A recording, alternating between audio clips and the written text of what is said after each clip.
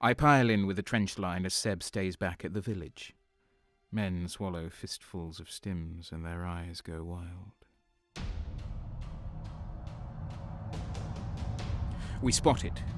A drop pod screaming down from orbit like the fist of a vengeful god. How do you feel, Commander? Like it's the end of the world. As expected, they go for the tactical weak point behind our lines. Right for the heart of the village. Remember, we need the target left alive. They do. I don't. My victory depends on keeping Sable in the ground. I'll take command and cast out the Plague of Faith from the Hounds. In the squalid town, the tops of the buildings blast off as Hylish opens his trap.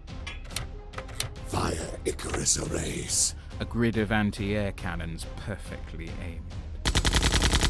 They fire and swap the Astartes off their trajectory, sending them crashing to the forest beyond our trench line.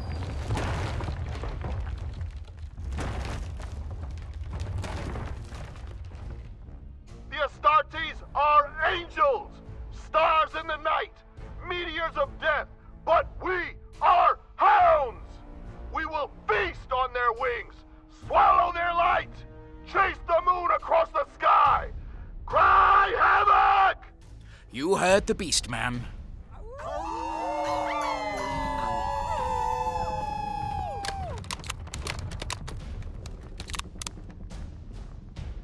Fire the second you have contact. What are you, Officers' Academy? Think they're trying to circle us? I doubt it. Maybe they... Perfect shot. Contact. Contact! 8. We have 8. 8? 8. Fire at will. Yes, Commander.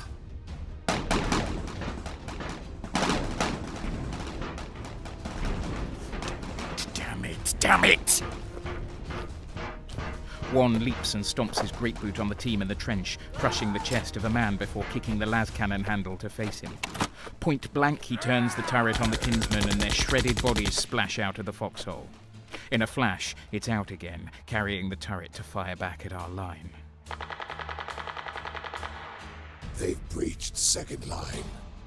Action spring. Fight flawless. That's us. We see 2 of the Astartes fall under the pounding of anti-tank fire. They struggle to get up and we lay into them. It's enough firepower to crush a tank. Only when we're confident that their bodies are broken do we switch targets. 6 contacts, keep firing! Splashed with blood and studded with gore, they move like carnivores about to devour their prey.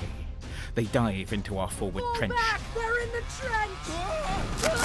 The Hounds throw themselves into the melee, but they do little to hamper the giants who become enraged. Fire at will! We drop another one, too slow to catch up to its brothers. It blasts apart at the abdomen, and that pisses the rest of them off. In the trench, they smash the men to the ground with power mauls and chainswords. Blood plumes up into the blizzard like mist. Trench line compromised. 3 debilitated, 5 remaining. All forces, action trimmer. Go! Everybody up! Go! Go! Run! Fall back! Fall back! We dive out of the trenches and lay prone on the snow, covering our ears. Here's our gamble. Acoustics!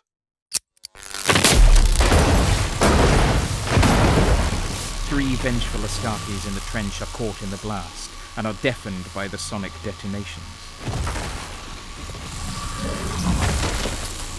The sound is deafening, and the ringing carries on for several seconds.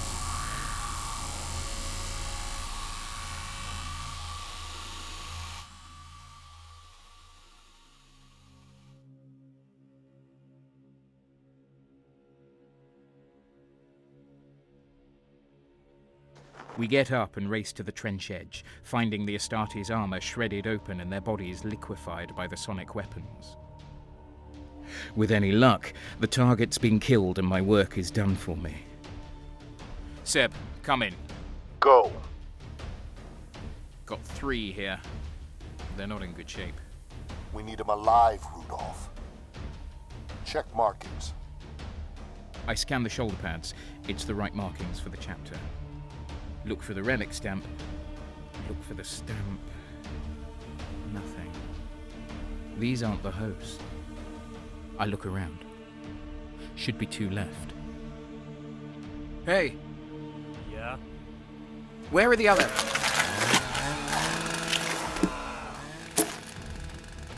That's it.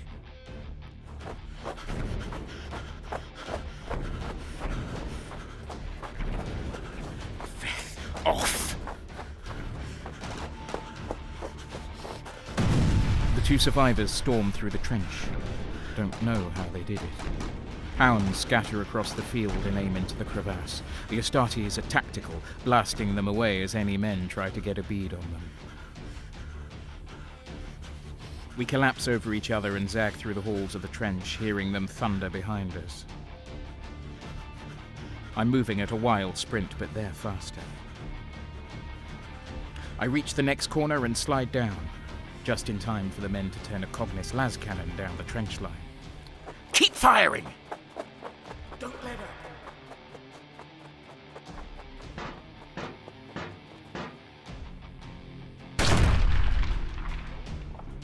I look back as the rubble of the las cannon bounces up out of the trench, blown apart by a plasma pistol.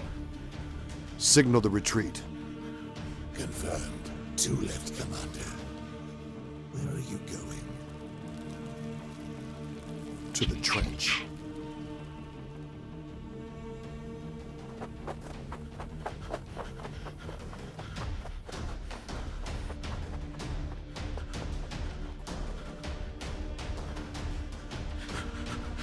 Change your plan. I see that. You have to kill them. They're too much. We're all going to die. Eilish, Commander. blood it. Vents lining the village wall open, pouring slag and molten waste into the trench.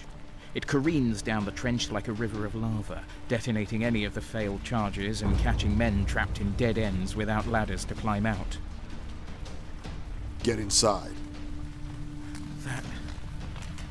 Did that get them? Visual. 1 target was killed in the flooding. Location of the last one. Charges detonated. East wall. They've taken cover at the village. Hunt.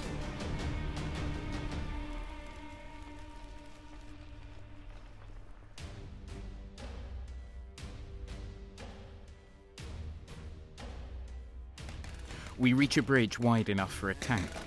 2 squads of hounds are being torn to shreds. The Astartes grabs a man from his sternum and savagely bursts its fist through his skull before throwing him like a doll into another group of kingsmen. Open fire! Eilush's elbows and hands rotate to switch places, replacing digits with multiple stubbers. Target acquired. The tech priest sweeps across the ground, guns blazing, before his hands rotate back and brings a cogaxe down on the Astartes. Improbable. The giant slaps both palms, catching the axe. Combat routines. Perfect. Eilush fires everything into the Astartes' face point blank, but the superhuman resists. With a half-cracked open helmet, it grabs Eilush's skull and tears it from his body, oil and vertebrae spewing into the air. The giant's helm slowly tips up to face me. It flakes off, revealing the man underneath. I have its undivided attention. Seb! Help! It revs a chainsword and swings at me. I dive back into the hounds, who are ripped up in the force of its swing. Seb! The chainsword comes back around.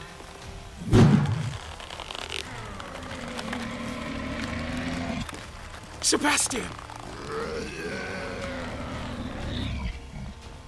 His mutated arm buckles and grows, holding steel wreckage over me as a shield. His body has transformed into a canid monster, spine serrated with spikes and quills, with antlers coming off his head and shoulders. Effing kill it! A clash of titans. The giant steps back, assessing the situation. The other hounds take aim, but we're too close. I scramble back, the Astartes tearing strips off Seb, who regrows the chitin as armor. The giant doesn't utter any words. It just lays out a focused, uncompromising fury. He dives in and grabs the Astartes by the shoulders as another arm swings overhead to drive a blade down its throat. The giant grunts to the side and Seb pierces the neck. Organ fuel and viscera gush out. But the Astartes swats him away and breaks off the mutated claw. He'll do nicely. I look at the markings. It's him. I hadn't taken a breath to see it, but it's him. The host. Ryovi's predictions be damned.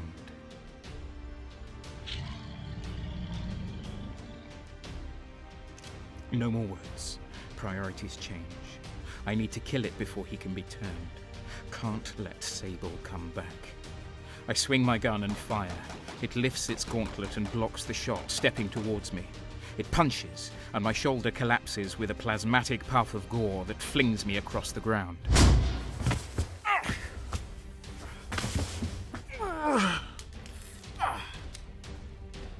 Seb and the giant continue their rampage, pushing each other through stone pillars. I wince and hold onto my shoulder. Broken, shattered into small stones. Hell. Dizzy, I lift my rifle at him again. A few potshots get his attention. The Astartes hurls Seb to the side and turns to crush the annoying little man punting Laz into his back. The fist comes again. I'm a dead man.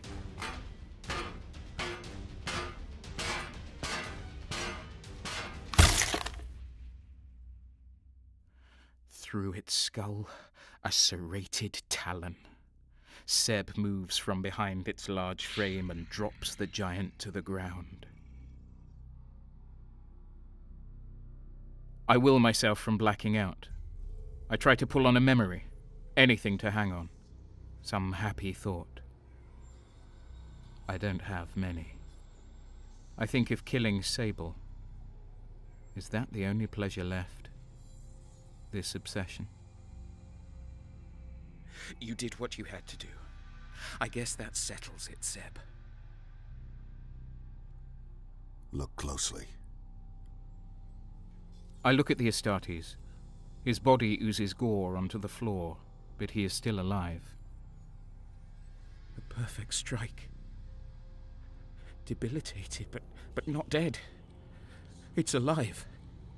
The Astartes is alive. Come, ye lambs to interstice. Ryovi appears, as if on cue. Her shadow is followed by the sounds of hooves and the smell of sulphur. The shade from her shadow begins to move on its own, an unholy passenger of pandemonium. Seb lifts the giant and Ryovi begins to speak in tongues. Even at the brink of death, the giant resists. The witch's lips move, but I don't hear a word.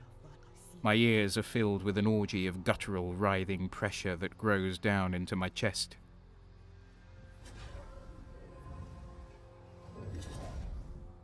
In the sky above, the stars begin to flicker out one by one. Seb? Ye lambs to interstice. Come, ye lambs to interstice. Come, ye lambs to interstice. A wave of energy blasts out from the Astartes, and the sky above us shatters away like glass, replaced by a writhing nether of flesh.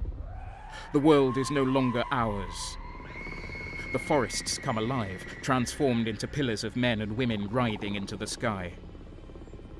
Seb!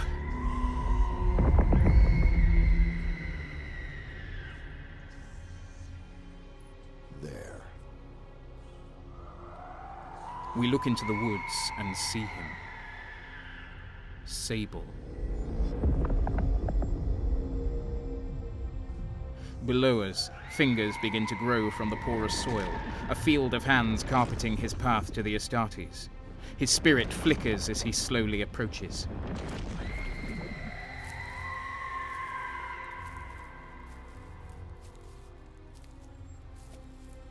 Sable. He stops and turns to face me. His eyes glow a colour I've never seen before, a frightful shade from unformed realms of hell I can barely imagine. His stare stuns my brain, and I feel numb. This is real. I see it in his frenzied eyes. A cosmic gulf of madness carried up from some deep hellish realm. He turns away and looks into the Astartes. He is ascended. He flickers and runs both his hands across the Astartes, caressing its chest. In this space, beyond reality, his fingers begin to flow through the armor, pulling it apart to expose bare skin.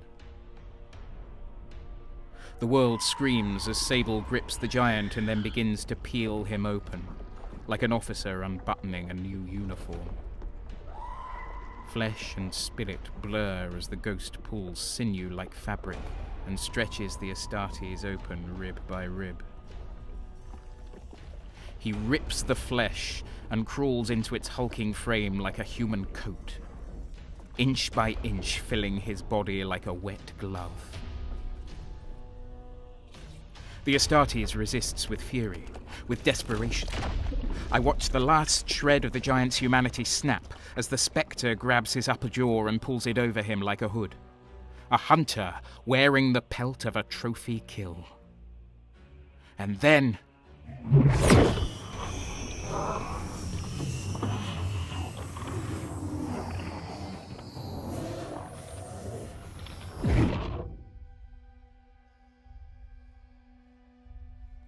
Welcome home. We're back in the frozen village. I recognize the pounding of my own heart. We did it. We did it.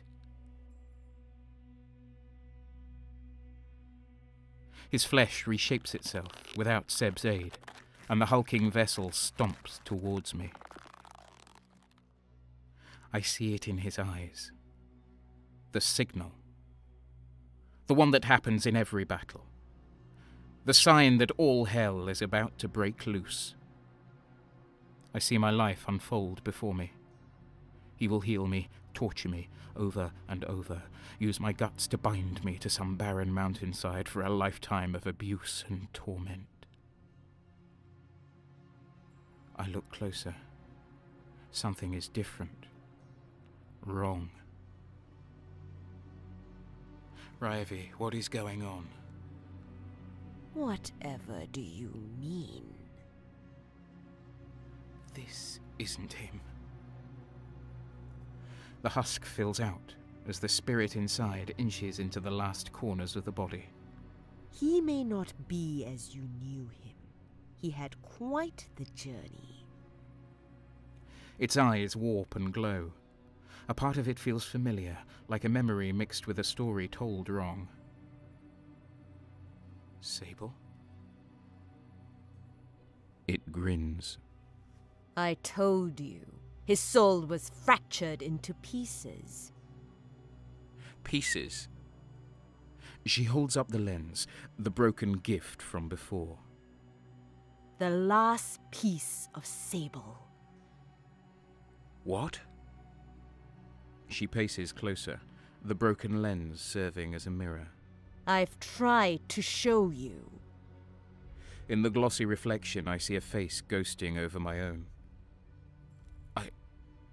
I don't... He was fractured, his body and soul torn apart, a piece of it lost to the Imperium, the other clinging to life here to bring them home. No. You said he needed a host. We do. one capable of holding the burden of his soul. You barely survived a single shard. Summoned into my mind are flashes of the Medici and what came before. I see an inquisitorial rosette, the Psyker, the one I gave the coordinates to, the one that killed Sable. There's fire and screaming, and I see his ghost torn apart, pieces swirling in every direction. One passes through me. No, it stops in me. Seb, what is she on about? I have no stomach for this, Ryovi. Just do it. You knew about this. Pain is a mysterious thing. Truthfully, I am sorry that you felt you needed to betray us. This doesn't make sense.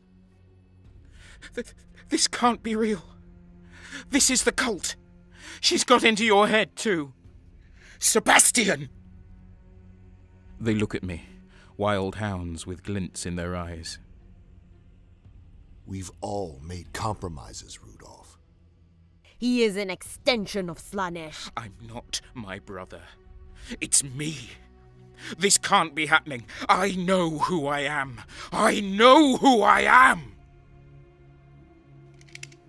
The thought that this life could end at any moment helped me fully appreciate the beauty and horror of what this galaxy had to offer.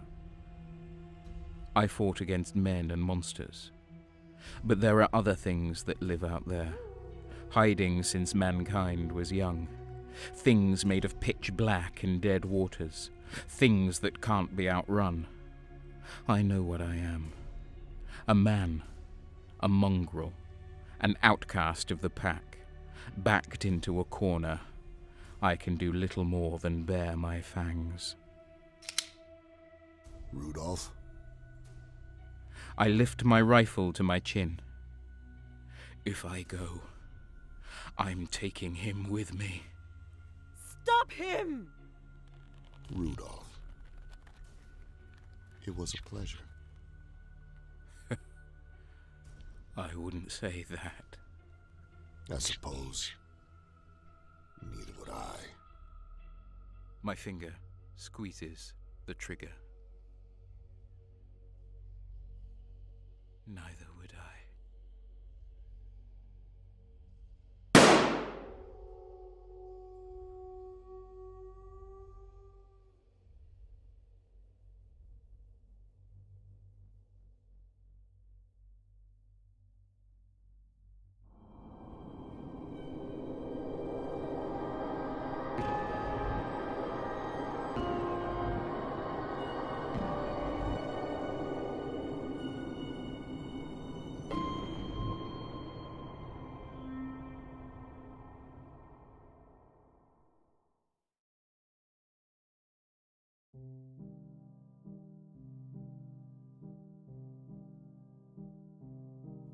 Hi everyone, Colin here.